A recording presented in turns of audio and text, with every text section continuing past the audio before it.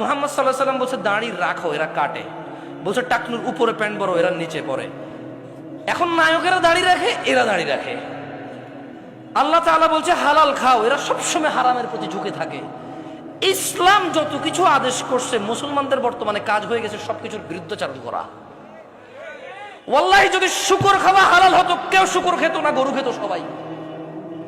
যদি মদ খাওয়া হালাল হতো, এই মুসলমানরা মদের প্রতি এত আকৃষ্ট থাকতো না, সবাই পানের প্রতি থাকতো আকৃষ্ট। যদি সুদ আর ঘুষ খাওয়া হালাল হতো, তাহলে আজকের যে মুসলমান আমার চোখের সামনে আসি, আমরা আমার মনে হয় এরা কেউ সুদ আর ঘুষ খেত না।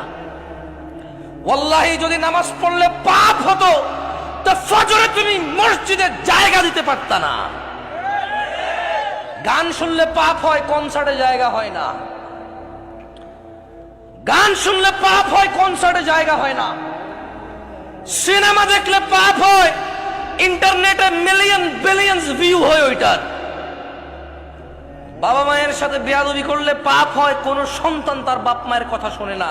একটা সামান্য মেম্বার, ইউনিয়ন মেম্বার, ও বেটা এখন 2 লাখ টাকা খরচ করলে হওয়া যায়। কি আগের যুগ আছে সম্মানত? আমি রাজনীতি বক্তব্য দিচ্ছি না, ফ্যাক্ট বলতেছি। নিজের উপরে নিয়েন না কেউ। আমি রাজনীতি বুঝি কম, তাই বলি না। আমার শত্রু বানায় শুধু শুধু নিজের শত্রু বাড়ায়েন না। আমি নিরীহ মানুষ, মনে আপনার কষ্ট যাবে শুধু, বাস। আমারও ইনশাল্লাহ কিছু করতে পারবেন না, আমিও পারবো না। আপনার যা করবে, যদি কিছু হয় ওটা আল্লাহর তাকদীরে আছে, আমার হবে, আপনার হলে ওটা আল্লাহর তাকদীরে আছে, তাই হবে, বাস, দ্যাটস ইট।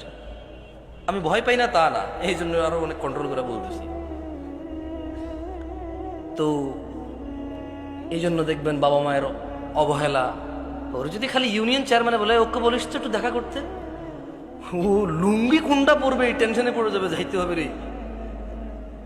ওর বাপ মা ওকে ডেকে পাঠাইলেও বলো যে আসতেছি, বলে দিস পরে আসতেছি।